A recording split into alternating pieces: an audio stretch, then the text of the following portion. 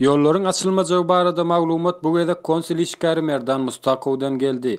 27 awgustda öz doglan gününi gutlan Mustakow mihmanlaryň haçan yollar açylar diýen sorawlaryna yolların açan açyljagy belli däl. Hatda yollary açmaýarlar diýip jogap beripdir. Mustakow bu görnüşdäki gepleşige girmeginiň sebäbi bolsa, onuň serhoş bolup biljekdigi kanagaty esas görkezildi.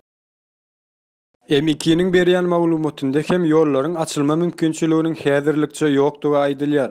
M2'ye göre awgust aýynda 6000 golay adam Türkmenistana gidip bildi. Bu hem 2 milyonyň ýanynda damjajyk ýalydyr. Şu wagtky ýolların böleklerini açyk görnmegi bolsa, adamlardaky gazawy söndürmek siýasaty bolup durýar.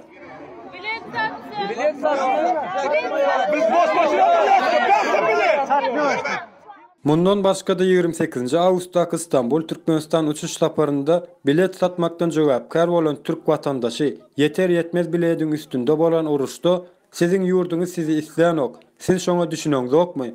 Bilediň ýoklugyny gidip Türkmenistana aýdyň diýen terizde çekeleşik bolupdyr.